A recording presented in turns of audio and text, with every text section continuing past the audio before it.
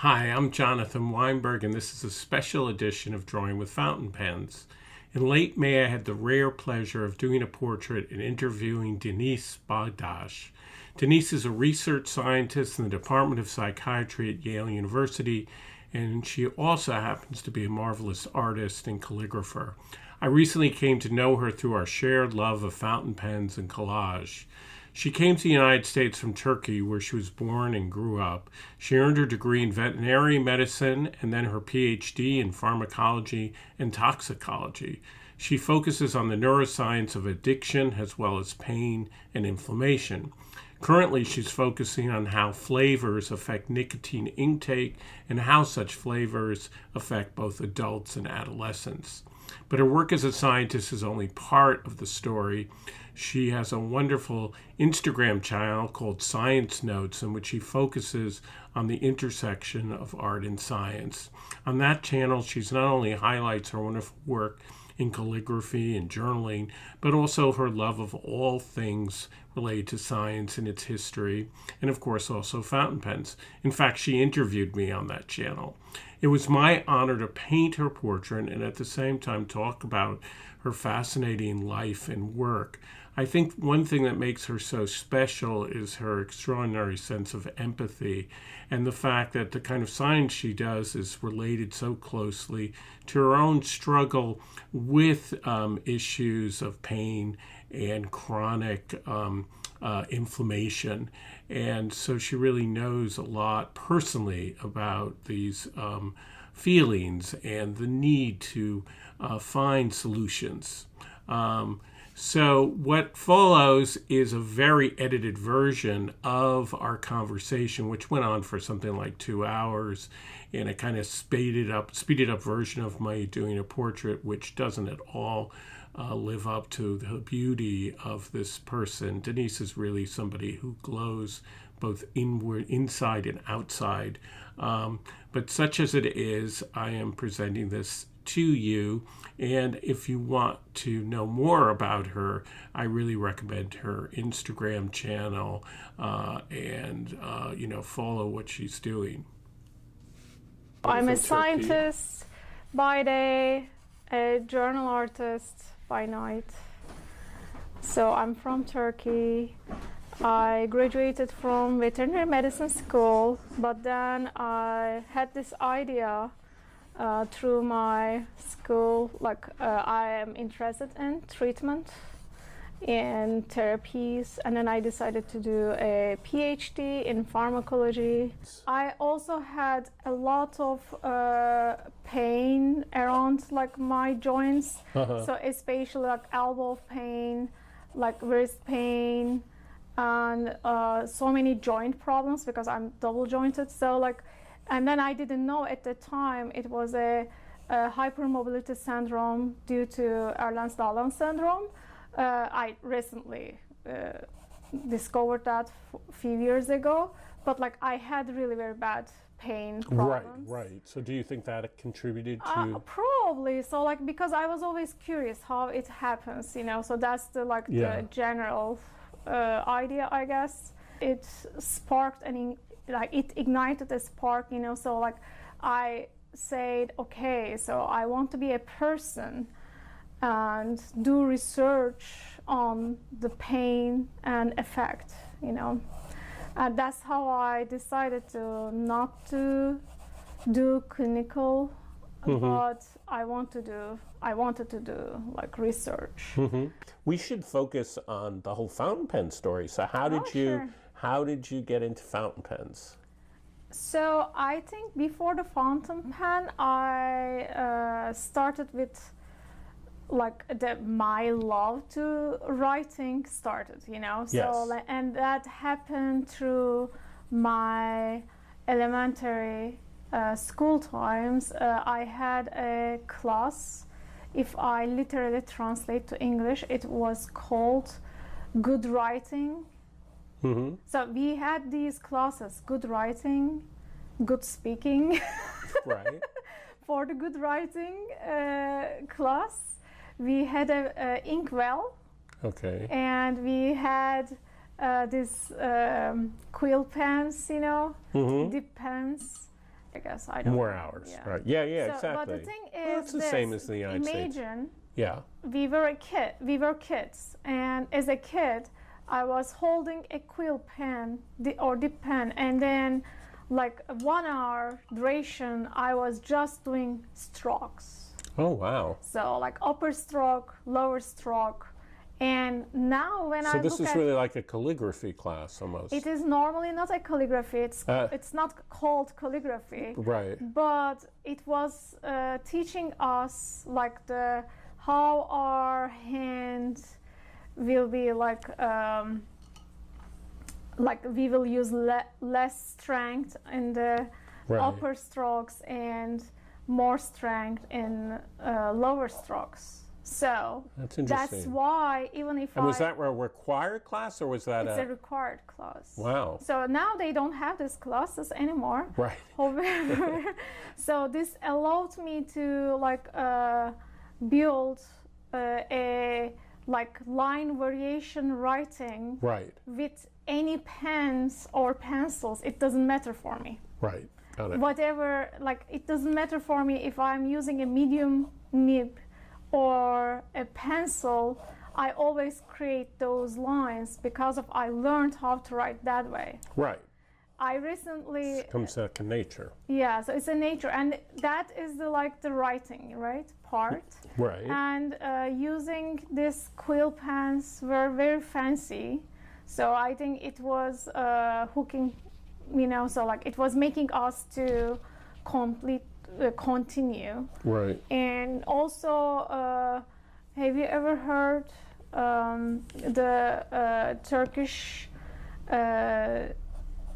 like handwriting is actually cursive, italic, and that's another reason. So like It's also beautiful. yeah, cursive, italic, and knowing the upper and lower strokes, then it makes its own beauty. Right. Right. So Well, also because you're coming out of a tradition too, where even though it wasn't a calligraphy class, you're coming out of a tradition where writing is sacred in a kind yes, of way. exactly. Right. Writing is super important. Another reason, Jonathan, so my grandmother. So my grandmother, like, was an educated person, and also she was kind of a poet, and she had this like gilded leather notebooks that she custom ordered. And then she was writing with fountain pens or very fancy like ballpoints, and she never liked to erase anything. That's why she was always using like inked pens, and that was also a nice example for me. And my mom was a lawyer, and she always had this sets, the ballpoint and fountain pen, they are matching, and also their case is matching with her purse, and her lenses also in the color matching. So like she had a red set, she had a lilac set, so, and then like it was the impression, so like it should be like this. I always had a ballpoint and fountain pen together as a set.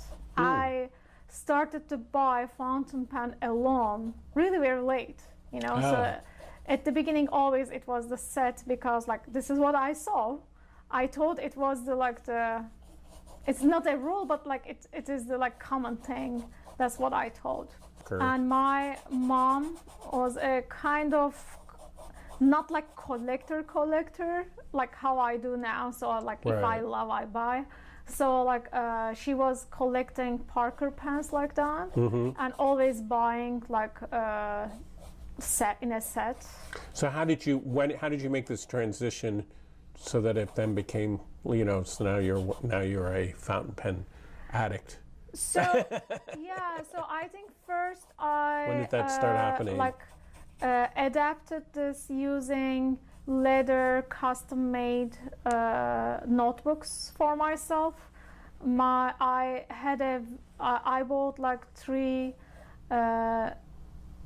big, like size notebooks, and I went to a binder, and then person, and I asked if they can make it like put them together. These were my science classes, like for chemistry and like the physics, you know. So like, and then I said, could you please put them together, and then like make a leather cover and write my name on it in like gold, you know, something like that. And then I used like different ballpoints, but it was really very hard to find ballpoint in so many different colors at that time. There was no gel pens, you know. It was very limited. What are we talking about? Like it was like 90s, late 90s, you know, so 1990. Okay. So and then. And this is in Turkey still? In Turkey. And like there was like 3 colors, blue, black, and red. Even the finding red ballpoint, almost like rare, you know, so it was always blue and black. So at that time I started to use like some kind of different ink colors for fountain pens. It was the first time. But it didn't go so long, so because I couldn't find the inks even for fountain pens. Right, because it's pretty like around 2000 it explodes. It's really in the 90s. So like I don't know. In Turkey also, we always use Pelikan 4000, 4001, the blue color. I hate that color. I cannot use that color because I had to stick with that color. Over my like education. Well, it's a business color. You know. That's why I really don't like it, you know. So I mean, it's not a like thing. It is like, it always reminds me that like my limitation about the inks, you know. Yeah, but when did you start making these wonderfully collaged scrapbooks? I think I first started with writing letters. I had a pen pal, Evrim. She was in Ankara, and we were writing each other starting 5th grade. Oh, so you went to school together? No, we were in different cities in Turkey. How did you meet? Yes, and she was 2 years older than me. How did you meet her? Her aunt was an artist in Turkey, where I was living. Yeah, so and my grandmother had a lot of impression on me, and also made me to write letters to Evrim. And then like we wrote to each other about. And this is the daughter of the years. artist. Yes, until like college we wrote to each other. So she was sending me. So she was drawing dresses. And she was after she was drawing in any papers, you know. And then while she was sending the letter, she was make the cutouts from her like drawings and making like kind of decorating the letter pad. Does it make sense? Like her like letters were including like a collage. Okay, that's the first time I saw a collage. But Evrim's those letters were something like, you know, you want to mimic. I was first I started to do flower press. So I asked my grandmother, so I also want to decorate my letters, and she said, why don't you do the flower press? Because she was doing a lot for her like poetry notebooks, you know. You know, so you started to do actual flower press and like using them in my letters, and I was very beautiful. Also, it's very 19th century. If you look at letters that women send each other, it's beautiful. Even I was like put some scan on it, you know. So like from my mom's perfumes, you know. It was something like that. Then it turned out I started to put into my own diaries. So I was not doing the scrapbooking as I do right now. you know, so but I always had diary because like our elementary school teacher started it and I couldn't stop, you know, so I was writing. So you've always been journaling. Yeah, journaling. It's Right. more like the diary. Okay, so like I was Right. writing, so this has happened today. That's Right, it, right, you right, know. So my Well, first that's what crush. you know, it's funny you so say those that, but type of that's things. originally what a journal, at least in the United States, that's what a journal is. Yeah, now it's not like that for me. No, this is more, well, also this is more potentially public, right? You're not Yes. necessarily putting you're not putting intimate memories and ideas into it that you wouldn't necessarily share with other people. Oh, it's not about that. Right. It's not about the social media. I Right. change the way of journaling, like a meditation session for myself. The first fancy journal in my life was when I was in late, like senior, I guess, in high school. So what was it? I think this is cool. I went to conservatory at nights. So while I was finishing high school, I also finished conservatory. Or what's conservatory? So music.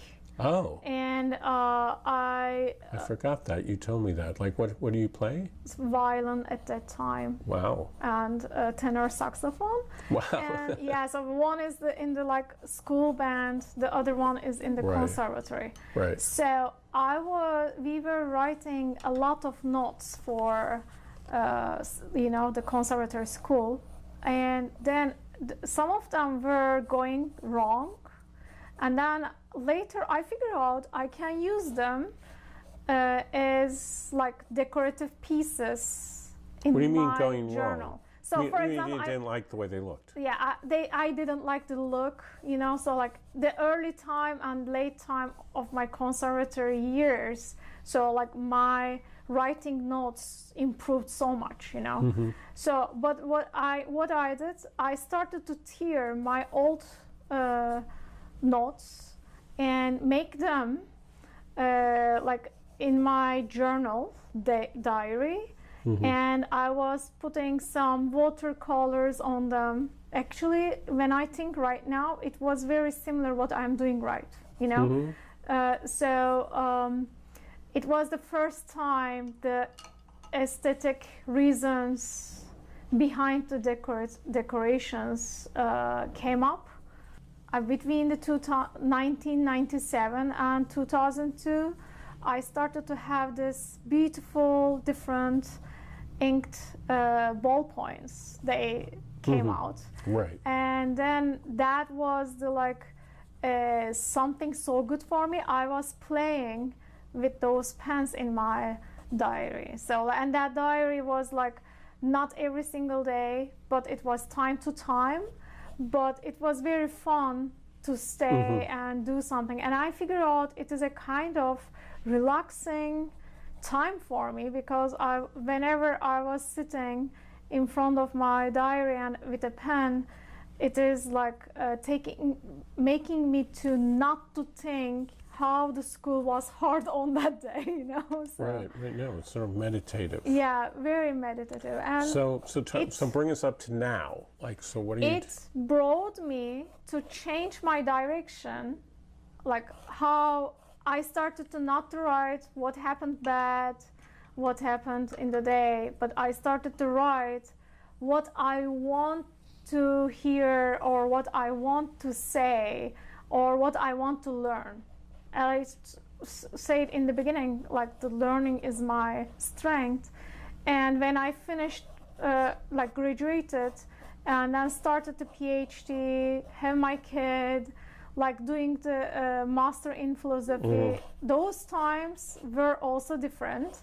I started to write about sociological sciences into my journals. It was the big turn. So because it was a new learning, and it was like so fascinating for me, like the first time hearing, you know, some of the topics in my life. And it was very like emotional and kind of like more content from social sciences, public relations, they went into my journal. I started to like decorate again. So like how it changed. And then this ephemera thing came up a little bit. So like when we were going to a movie, we were like, it's called travel journaling actually in the community. So when we go to a movie, I was collecting the tickets. Oh, right. And whenever we go to a vacation or somewhere, like everything I was collecting, and then I was like gluing them into my journal, which was travel journal. But I learned the travel journal name really very late. I didn't know what I was doing. I was just doing with my own like senses, you know. Yeah. So tell me your, because we're wrapping up here. What's your favorite fountain pen? It changes continuously. So the overall right now, I am very into this very thick and heavy like fat pens. Okay. So because I have this pain issues, as you know, and that is the like makes the lowest pain on my wrist and like fingers. So of course there are some like reasons behind my like most liking pens. Right. So the other one is the aesthetically. Aesthetically, I love this Marilyn Monroe Mont Blanc that my daughter gifted me as a Mother's Day's gift. Huh. But like I don't like the gripping part, because that part is very tiny, and I love the wait, so this is a Mont Blanc? Yes. Okay. So, but the aesthetically, that one, the nib is also amazing, but I don't like the gripping part. Oh, really? Because it's like suddenly it's going very like tiny, and when the pen is tiny, my hands are sore. Like that. So, but there is a guy in Turkey who makes, he's a doctor, ophthalmologist. He makes these fancy avant-garde pens from like old German bowling balls. Like they are really cool because his old pens are very good for me, because they are either cigar shape, like thick pens, fat pens, or like these. Like I love skulls so much. I'm a skull person. I see. So, and then he gifted me a like pen, like it's skulls. I love it so much, and I continue to buy from him. So like, because I really liked it, but I need to change the nib, because the nibs are totally different for me. I can easily say I prefer to use like custom-made nibs, especially based on my cursive italic writing. Right. So who do you get those from?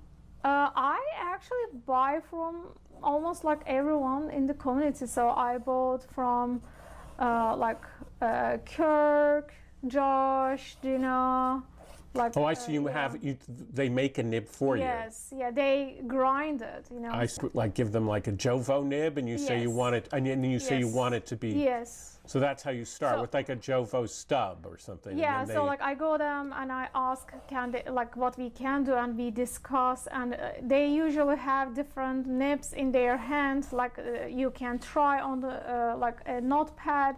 But because of my handwriting is cursive italic, even like if it is a certain type of custom-made nib, we need to align it based on my writing and gripping, you know. Therefore, like it's the best way. I'm very into this Fude nibs, so like because I travel a lot, and then it is very easy to like carry like one or two pens with me, but actually having a lot of line variations through the nib. So if you are traveling, so what will you take with you? So my EDC pens are Twisby's or Esterbrook's. Well, tell me a little bit about science and art. Yes. That's a good thing to talk about. So right now what I do, overall that's like changing over time. Right now I do like scrapbooking or art journaling. And I communicate science in art in the scrapbooking pages, and this is how I do. I pick for example, there was a total solar eclipse. Of course. Right. So yes. what last month. So right. what I did. So it's reflected to my journal by using ephemera related to astronomy, like eclipse or sun, the universe. And then my journal page contained some scientific information, background about it, where it will be seen or how it happens, those type of things. And being a neuropharmacologist, neuroscientist, I also talk about my science in my journal pages, sometimes for public, especially for science communication. And I have this Instagram account for science communication through my science and art journal pages, So I think that's fascinating for me. So because I have this spare time for myself doing journaling, it's like creating art pages. Like I don't know how do you recognize it. Is it really art or not? As an artist, you will say it. But for me, this is like my art. It comes But what you do is definitely art, and also I think is often very beautiful. Thank you. So that's what it is. It's not. I think it is coming from Jonathan Diss. But, so if not everyone can do the science because they need a science education. Right. And not only the education, at least experience, Right. However, when it comes to art, it is like a reflection of oneself. So it is more common if you don't have an art education, you can still do the art. Right. So my question is, I always received these educations for different things. I received education for music, for philosophy, but never for art. science, but never for art. I see your point. So it's complicated. I think artists in general often art comes from surprising places. Let's put it that way. But I love doing this so much. It's my meditation time. It's like you can already assume that I'm having really very long day science discussions or writing, so bringing ideas, everything is the brain works, and then those 1 hour, 2 hour times at home journaling is lifting all the stress. Right. So that is why I do. I cannot stop. I should continue. There are times I lower my pace, but there are times I do every single day. Right. So, but I can't imagine a time without some kind of journaling or writing. So because it is very satisfying, and it is very writing is very satisfying, and decorating the pages, those collage art or scrapbooking, whatever you call it, it doesn't matter. So, and it is so meditating.